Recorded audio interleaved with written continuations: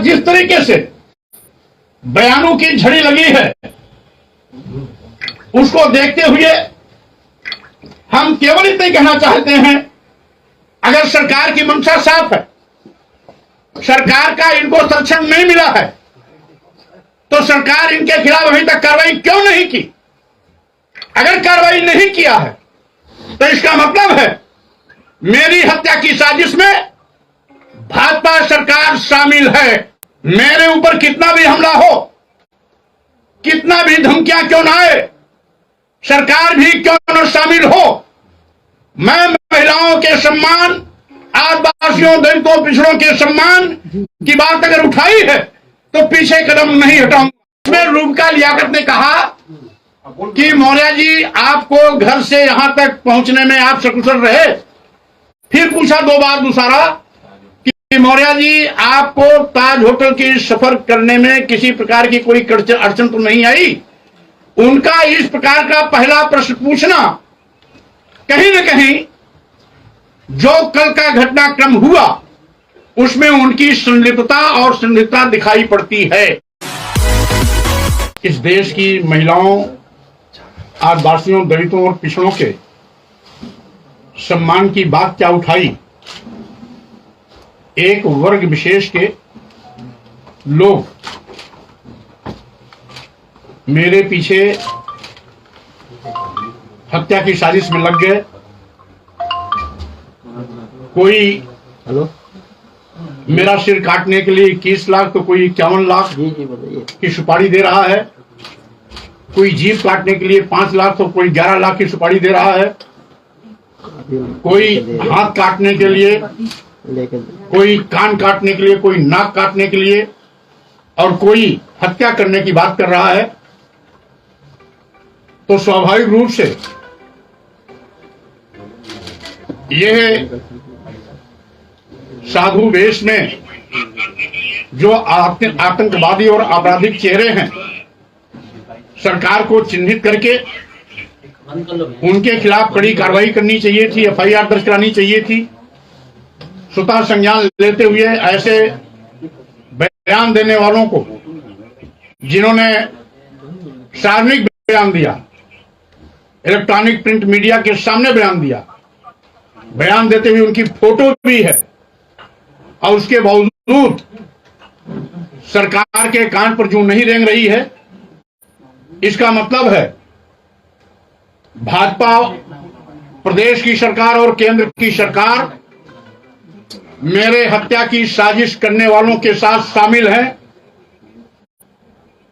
भाजपा सरकार मेरी हत्या कराना चाहती है और इसीलिए ऐसे घटिया बयान देने वालों के खिलाफ भी सरकार किसी प्रकार की कार्रवाई करने से कतरा रही है। हमने अपना सुरक्षा संबंधी पत्र एक बार नहीं दो बार दे दिया है।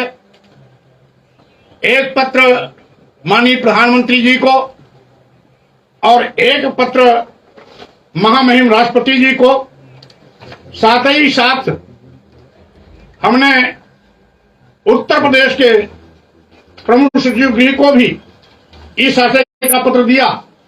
इसके पहले भी मैं माननीय मुख्यमंत्री जी को, प्रमुख सचिव गृह को, भारत सरकार के माननीय प्रधानमंत्री जी को और प्रमुख सचिव गृह को, माननीय गृह मंत्री भारत सरकार को भी पहले भी पत्र भेज चुका हूं। अभी हाल में जो मैंने पत्र भेजा उसकी प्रति ये साथ आपके संलग्न आपके सामने है। जैसा कि मैंने महामहिम राष्ट्रपति जी, प्रधानमंत्री जी और उत्तर प्रदेश के प्रमुख सचिव गृह को भेजा कि ऐसे हत्या करने वाले, सिर काटने के लिए सुपारी देने वाले, जीभ काटने वाले की सुपारी देने के लिए, नाक कान हाथ काटने वालों के खिलाफ कड़ी कार्रवाई हो। लेकिन सरकार में अभी तक कोई कार्रवाई नहीं हुई। नतीजा है इस प्रकार की साजिश करने वालों का हौसला बुलंद है। और कल एबीपी न्यूज के कॉन्क्लेव में भी ऐसे ही चेहरे वहां शामिल थे जिन्होंने मेरा सिर तलवार से कलम करने का कसम खाया था, जिसने मेरा सिर कलम करने के लिए 21 लाख रुपए की सुपारी देने की बात की थी। ऐसे चेहरे भी वहां मौजूद थे। मैं यहां बैठ करके टीवी का कंटेंट देख रहा था और जब मुझे अवगत हुआ कि यहां इतने लोग बैठे हुए हैं फरसा और तलवार लेकर के आपके साथ बदसलूकी कर सकते हैं, तो मैंने वीपी के ऑर्गेनाइजर को कहा कि अगर इनको बाहर नहीं निकाला गया तो मैं नहीं आऊंगा। और नतीजा बड़े जद्दोजहद के बाद ऑर्गेनाइजर की टीम के लोगों उनको बाहर निकाले, बगल एक कमरे में बैठाए और जब मैं आश्वस्त हो गया तो यहां से गया।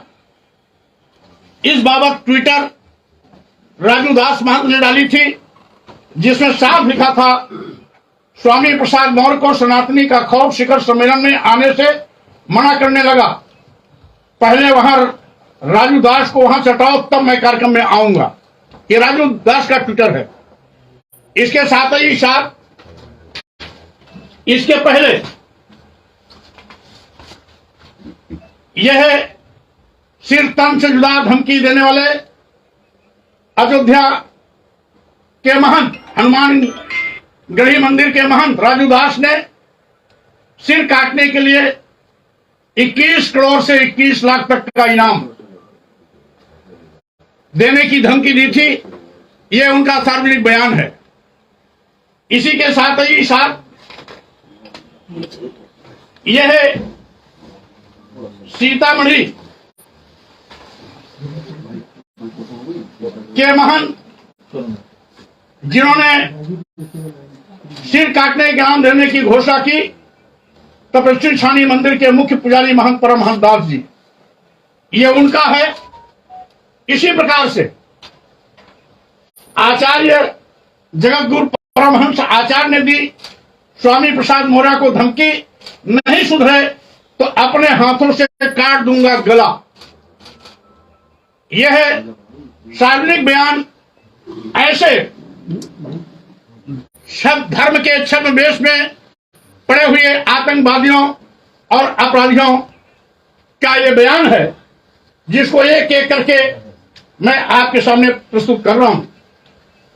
वहीं पर यह जनसंघ पार्टी के एक नेता हैं, जिन्होंने राकेश दीक्षित जी कानपुर, जिन्होंने कहा स्वामी प्रसाद मौर्य को जूता मारने वालों को इनाम देगी जनसंघ पार्टी। यह ऐसे लोगों के कुख्यात चेहरे हैं जो धर्म का चादर ओढ़ करके इस तरीके से आतंकवादियों का व्यवहार कर रहे हैं। वहीं पर एक और इसी प्रकार का बयान आया है कि स्वामी प्रसाद मौर्य का मुंह काला करने वाले को 1 लाख रुपए का इनाम दिया जाएगा। जिस तरीके से ये बयान आ रहे हैं, ये भी कानपुर के ही एक संगठन का है, शास्त्री नगर रामलीला सोसाइटी के एक पदाधिकारी तथा गरीब पदाधिकारी हैं। ये सभी धार्मिक संगठन से जुड़े हैं। हिंदू महासभा ने भी स्वामी प्रसाद मौर्य की अर्थी निकाली, जीभ काट करके लाने वाले को इनाम का ऐलान। एक एक करके इस तरीके से इतने खतरनाक हत्या, सिर काटने, जीभ काटने, कान काटने, नाक काटने, हाथ काटने के बयान देने के बावजूद भी सरकार चुप है, यानी सरकार की मौन स्वीकृति मिली हुई है। इसीलिए ताज जैसे होटल में, जो बहुत ही लखनऊ का मशहूर होटल है, वहां पर मेरे पूर्व माननीय मुख्यमंत्री जी का, दोनों उप मुख्यमंत्रियों का कॉन्क्लेव में कार्यक्रम हो चुका था। उसके बाद मेरा कार्यक्रम था। जब मैं वहां पहुंचा, सुरक्षा की कोई व्यवस्था नहीं थी। लौटते वक्त एक इंस्पेक्टर, संभवतः एक अधिकारी बैठे मिले दिखाई पड़े और साथ ही साथ ये भारतीय जनता पार्टी युवा के महामंत्री हैं, उन्होंने बयान दिया है स्वामी प्रसाद मौर्य की जुबान काटने वाले को 5 लाख का इनाम। यह एक एक करके आज जिस तरीके से बयानों की झड़ी लगी है, उसको देखते हुए हम केवल इतना ही कहना चाहते हैं, अगर सरकार की मंशा साफ है, सरकार का इनको संरक्षण नहीं मिला है, तो सरकार इनके खिलाफ अभी तक कार्रवाई क्यों नहीं की? अगर कार्रवाई नहीं किया है तो इसका मतलब है मेरी हत्या की साजिश में भाजपा सरकार शामिल है। आपके चैनल की मीडिया के माध्यम से मैं पूरे देशवासियों से इस बात की अपील करता हूं कि आप सब शांति बनाए रखेंगे।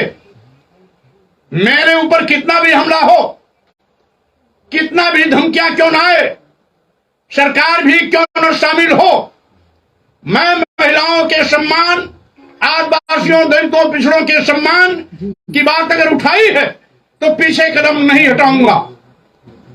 अंतिम सांस तक मैं महिलाओं, आदिवासियों, दलितों और पिछड़ों के सम्मान की बात को उठाता रहूंगा। धर्म की आड़ पर इनको नीच, अधम, अपमानित और प्रताड़ित करने वालों के खिलाफ मेरी ये मोर्चेबंदी चलती रहेगी। आज भी मेरा आग्रह है कि देश की महिलाओं, आदिवासियों, दलितों, पिछड़ों को सम्मान दिलाने के लिए अगर सही मायने में साधु संत हैं तो धैर्य और संयम के साथ इस पर विचार करें, संशोधित कराएं या इन पंक्तियों को रामचरितमानस से बाहर करें। हम सभी धर्मों में आस्था रखते हैं, सभी संतों, धर्मगुरुओं का मैं सम्मान करता हूं, लेकिन आतंकवादी भाषा बोलने वाले साधु वेश में जो छिपे हुए खूनी भेड़िए हैं, उनको मैं साधु संत की कतार में नहीं मानता। साधु संत आदर्श के प्रतीक होते हैं, वो समाज और देश को दिशा देते हैं। साधु संत किसी की हत्या करने के लिए सुपारी नहीं देता है, सिर काटने, जीभ काटने, कान काटने, नाक काटने, हाथ काटने की बात नहीं करता है। इसलिए ऐसे साधु संत जो इस प्रकार की बयानबाजी से बहुत दूर हैं, मैं उन सबका सम्मान करता हूं, लेकिन जो इस प्रकार के बयान दे रहे हैं वो आतंकवादी अपराधी हैं, वो साधु संत कभी नहीं हो सकते हैं। इसी प्रकार से एक मंडलाध्यक्ष है जिन्होंने बयान दिया है, भाजपा के मंडलाध्यक्ष हैं, बयान दिया है कि स्वामी प्रसाद मौर्य को जूता मारने वाले के लिए 51,000 रुपए का इनाम। इस तरीके से एटा राजारामपुर का है, कासगंज का। इसी प्रकार से हिंदू जागरण ने स्वामी प्रसाद मौर्य को जूते चप्पल से पीटने की धमकी दी। इसी तरीके से आज यह स्वामी प्रसाद मौर्य का वध कर देंगे, इस प्रकार का बयान हमारे तथाकथित धर्म के ठेकेदारों के एक साथी ने दिया। संदीप आचार्य ने धमकी दिया कि स्वामी प्रसाद मौर्य को बम लगा करके ब्लास्ट करके खत्म कर दो। यह इनका असली चरित्र है और यही साधु संत, तथाकथित साधु संत कहते हैं कि मौर्य जी हमको आतंकवादी कहते हैं, अपराधी कहते हैं। अगर आतंकवादियों का व्यवहार करोगे तो स्वाभाविक रूप से आप आतंकवादी हो, अपराधियों का व्यवहार करोगे तो सही मायने में आप अपराधी हो। इस तरीके से मैं कल एक वीडियो का भी हवाला करना चाहता हूं। जाने वाले पहले बीजेपी में रहे और अब समाजवादी पार्टी के महासचिव के तौर पर जाने जाते हैं। मैं बात कर रही हूं स्वामी प्रसाद मौर्य जी की, और जोरदार तालियों से का स्वागत कीजिए। मंच पर आमंत्रित कर और इस मंच को संचालित करेंगे मेरी सहयोगी रूबिका लियाकत। पर जाने जाते हैं। मैं बात कर रही हूँ कबीर सुन, इसको सुना है। लेकिन सर ये पर्सनल में मतलब बात कर रख दीजिए सर, ये किसी और चैनल का हम लोग नहीं दिखा सकते ना, हमारी मजबूरी समझिए सर। मैं वही दे रहा हूँ। नहीं सर, ये किसी और चैनल का है। नहीं मैं दे रहा हूँ आपको मैटर। ये प्रसारित तो नहीं कर सकते हम लोग। आप मत करिए इसको, मैं आप ही बताता हूँ उत्तर। जिसमें रूबका लियाकत ने कहा कि मौर्य जी आपको घर से यहां तक पहुंचने में आप सकुशल रहे। फिर पूछा दो बार दूसरा कि मौर्य जी आपको ताज होटल की सफर करने में किसी प्रकार की कोई अड़चन तो नहीं आई। उनका इस प्रकार का पहला प्रश्न पूछना कहीं न कहीं जो कल का घटनाक्रम हुआ उसमें उनकी संलिप्तता और संदिग्धता दिखाई पड़ती है, जिसकी सूचना मैंने एबीपी के हेड को कल ही रात में भेज दिया है। तो इस तरीके से एक साजिश के तहत मैं देश की महिलाओं, आदिवासियों, दलितों, पिछड़ों के सम्मान की बात न करूं, इसलिए एक वर्ग विशेष के यथास्थितिवादी ताकतें मिलकर के मेरी हत्या की साजिश में लगी हुई हैं। इस हत्या की साजिश में भाजपा सरकार की भी संलिप्तता है। प्रदेश सरकार और केंद्र सरकार दोनों संयुक्त रूप से इस साजिश में शामिल हैं। अगर शामिल नहीं होते तो दो बार सुरक्षा हेतु प्रतिवेदन देने के बाद अभी तक कोई कार्रवाई न होना और इस प्रकार की धमकी देने वाले साधु वेश में आतंकियों, अपराधियों के खिलाफ एफआईआर न करना, उनको जेल न भेजना, उनके खिलाफ किसी प्रकार की कानूनी कार्रवाई न करना, इस बात का प्रतीक है कि यह कभी भी मेरी हत्या करा सकते हैं। लेकिन फिर भी मैं किसी की बदर घुड़की, धमकी और हत्या की साजिश से डरने वाला नहीं हूं।